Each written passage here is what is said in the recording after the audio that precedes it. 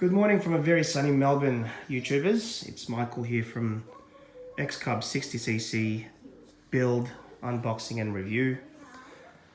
Sorry I haven't posted many videos lately because I've been very busy in the build process. Also been sick at the same time. But giving you guys a rundown now and an update on where the build is currently. Leaving off from the previous video, I said that the next stage will be the engine. I did order a electric onboard starter from EME and Hobby Tech Toys in Perth that arrived a lot earlier than I anticipated, so I quickly installed that yesterday. I didn't do a build video or an assembly video on that because there is somebody on YouTube that has done that already and he did it better than I could, explaining detail to detail because he actually was able to record and speak at the same time and build at the same and assemble at the same time. So I left the assembly part of that out. So those of you who are wishing to purchase the EME starter from Australia, you can get it from Hobby Tech Toys in Perth. Just Google Hobby Tech Toys. This electric starter is only compatible, as far as I'm aware, with of course the EME engines, because you can buy EME engines with onboard starters on them already, but consult the hobby shop to make sure that the measurements are right for your cowl because they are fairly bulky.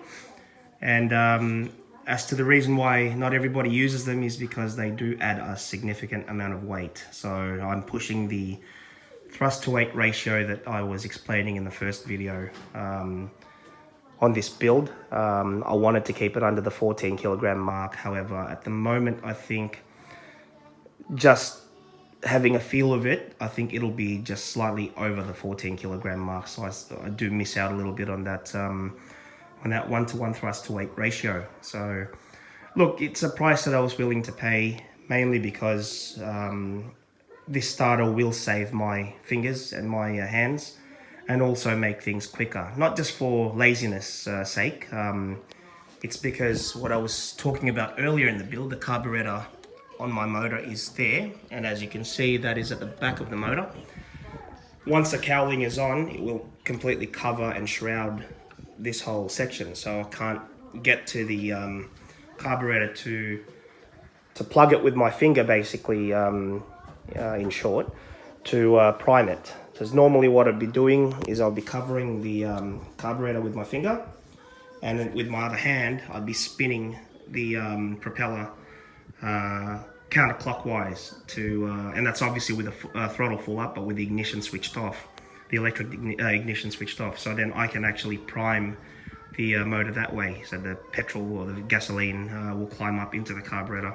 Once I know and I can see that the gasoline's climbed up, I can then switch on the ignition, zero the throttle, put it on idle, and then spin it again, and then it should crank. But in this case, because I'm not able to do that, it would have taken a lot of spinning, hand spinning, before the fuel actually climbs up to the carburetor, because the fuel tank is located here with a fuel hose that's around about 1/2 meter long. So it would have taken around about 40 to 50, maybe even 60 free spins before I get the engine primed. And by that time you'll be tired, especially if it's a hot day after assembling the plane on the field, which takes in itself around about 20 to 25 minutes. Then you've got to start the engine, which will take another 20 to 25 minutes.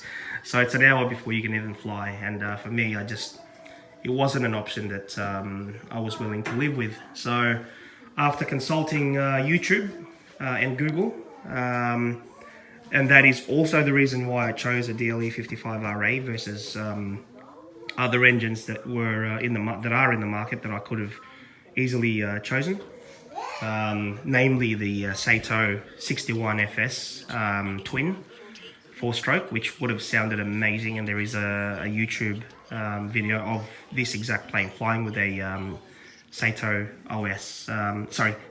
FS61 twin engine. It's a twin twin cylinder, 61cc. Sounds amazing, but yes, you can't do electric start. The other thing is it adds a bit of X factor to it, I guess. I also want to make a special shout out to Scotty. You know who you are, mate. I always give him a little bit of grief about his name. That's not his real name. He knows who he is. But I did promise on the next video I'll mention him. So Scotty, this is for you. So without further ado, I will give you guys a demonstration on how this thing works. I've switched it. I've actually had to Y-lead my flap system, mainly because I was using pretty much every single channel here. So my transmitter is my letdown because it's only a 9 channel, even though my receiver is a 20 channel. So once I upgrade my transmitter, I can once again put my flap systems on an individual channel.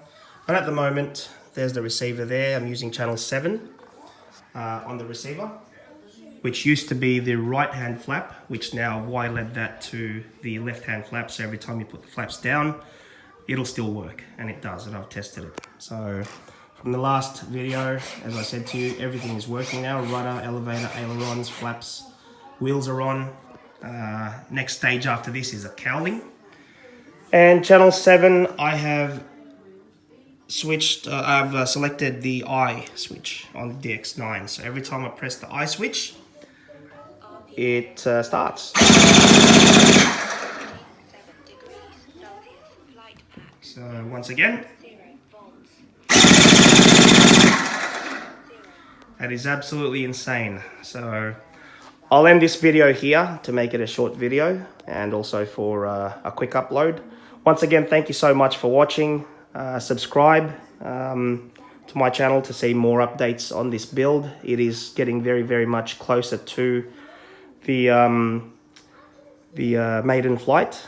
For those of you who wish to know as well, the electric starter system is only compatible for the EME engines, the DLE engines, DLA engines, mainly because those engines are all made, I think, from the same factory. So they've all got the same prop hub configuration, so the 4 bolts. And the other thing is, they all use the same pattern for standoffs. So give you a quicker, better close-up of that. So what I've had to do is mount them on front standoffs, which the box comes with, the ME box comes with. You can still free spin the engine. You can still free spin it. It's on a one-way bearing on that gear. These do have to be heavily greased as well, which I'll be buying some grease very shortly. So once again, please subscribe to the channel and hit the bell button to receive the updates of when I upload. Getting closer to the maiden flight of this plane, which I'm looking very much forward to. So once again, I'll see you on the next video. Michael signing out.